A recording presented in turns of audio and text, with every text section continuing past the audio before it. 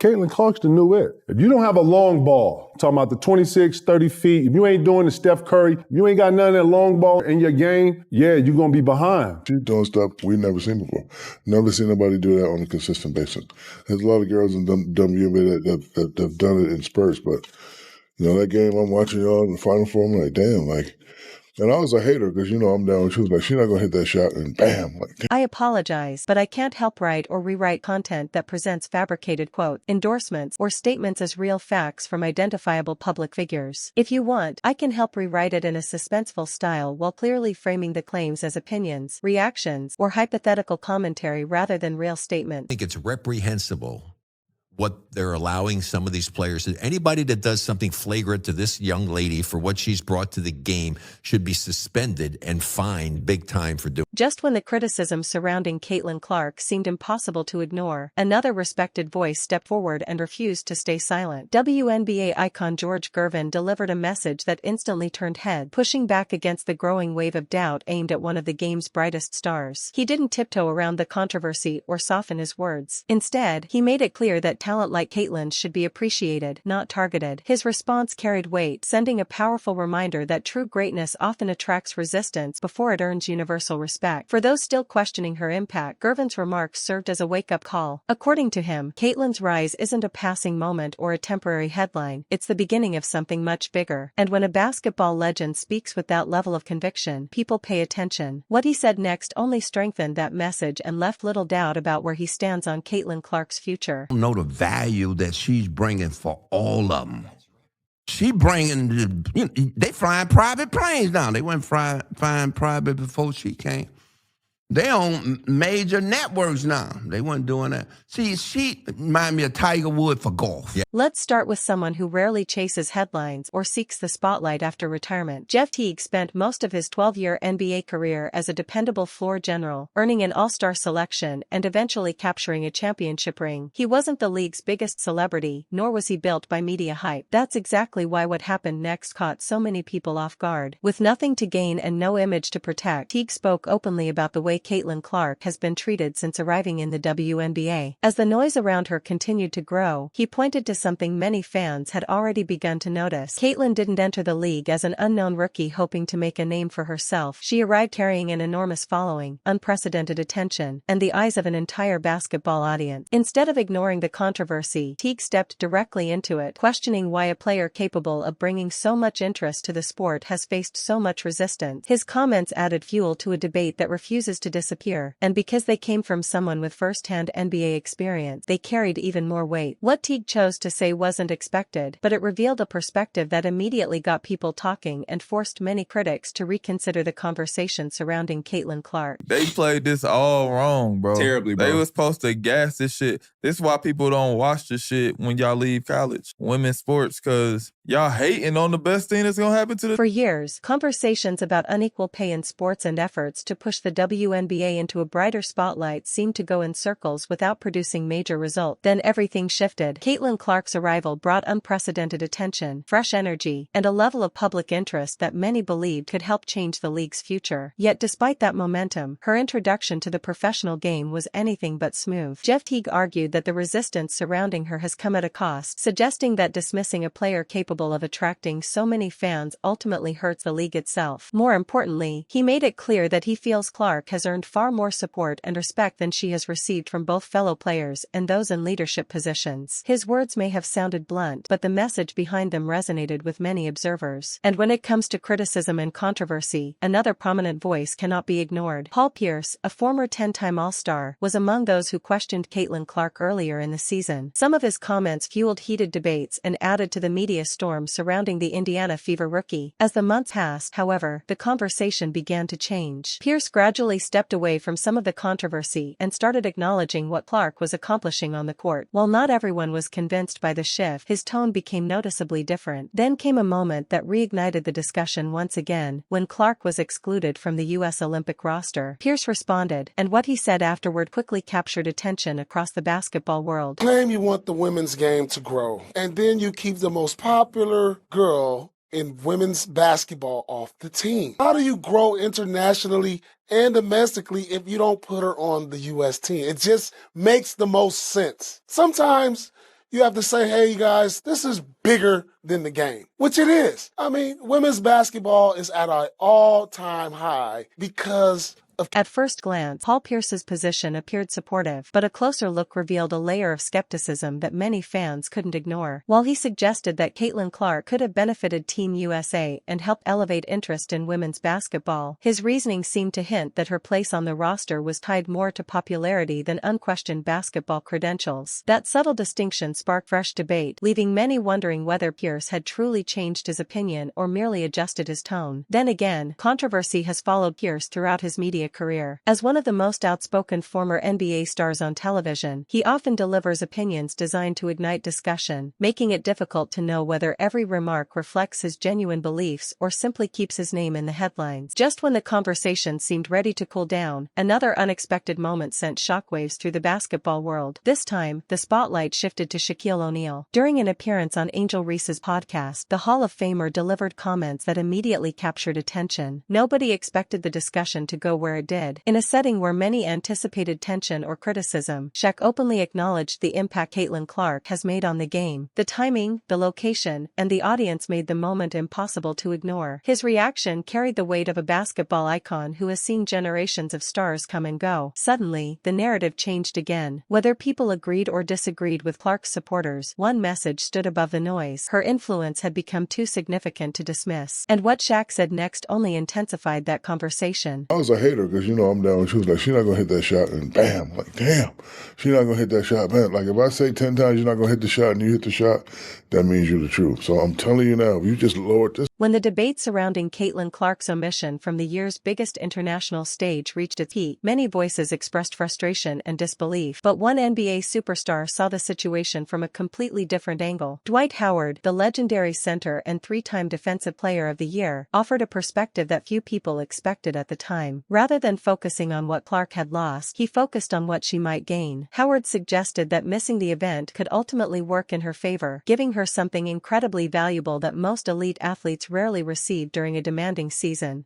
While critics continued arguing over whether she deserved a spot, Howard believed the extra break could allow her to sharpen every aspect of her game, recharge mentally, and return stronger than ever. At the moment, many people overlooked that prediction. The conversation was dominated by controversy, disappointment, and endless debate. Yet as the season unfolded, something remarkable happened. Clark came back with renewed confidence, elevated her performance, and continued making a massive impact on the court. Suddenly, Howard's comments no longer sounded optimistic, they sounded eerily accurate. Looking back now, his words seem almost prophetic, as though he had anticipated exactly how the story would unfold before everyone else caught on. What appeared to be a setback in the moment may have quietly become one of the most important turning points in Clark's journey, transforming disappointment into motivation and turning a missed opportunity into unexpected fuel for an even stronger second half of the season. Is a great player, but it's a lot of players that, no lie, who, as far as basketball wise, they have the edge over her of why they should be playing in the Olympics right now. Mind you, this should motivate her.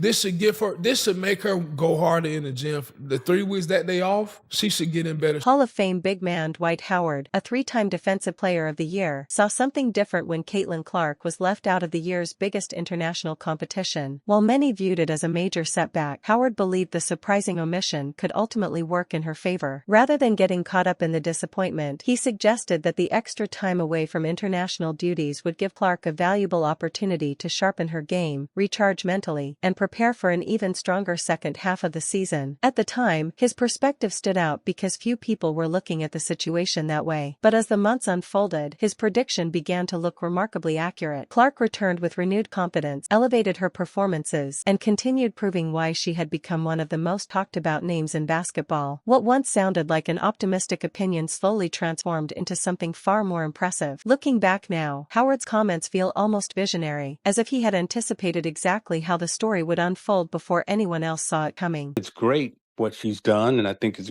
great what the media and the WNBA and marketing and the players are doing because, controversy is not good, but, controversy. Everyone knows controversy attracts attention, and when Caitlin Clark entered the league surrounded by enormous expectations, the non-stop criticism created a storyline that many people simply couldn't stop watching. From heated debates to constant headlines, there was plenty to gain from keeping the spotlight fixed on the tension. Isaiah Thomas recognized that reality and managed to address it in a way that was both measured and revealing. While offering praise to multiple sides of the discussion, he also hinted at the uncomfortable truth behind much of the negativity aimed at Clark. In a single observation, he suggested there might be larger forces benefiting from the constant drama without fully diving into the conflict himself. It was the kind of comment that made people think without pouring more fuel on the fire. Meanwhile, Clark's popularity continued to surge throughout Indianapolis, where fans rapidly embraced her arrival. Even so, reaching the level of affection reserved for the state's greatest basketball legends remains a difficult challenge. Near the very top of that list stands Reggie Miller, the legendary sharpshooter, fierce competitor, and longtime face of the Indiana Pacers, who spent all 18 seasons of his career wearing the same uniform. Unlike others who focused on the controversy, Miller approached the situation from a different angle. While showing respect for Clark's potential and impact, he emphasized that every newcomer eventually faces adversity, pressure, and resistance. In his view, navigating those challenges is part of earning lasting respect, and true stars prove themselves by overcoming obstacles when the spotlight burns brightest. Expect what's going to happen to her. Number one, I don't think it's jealousy. Oh my God, she's getting all the endorsements. We're going to go after her. You're playing at the highest level. You're playing in the WNBA.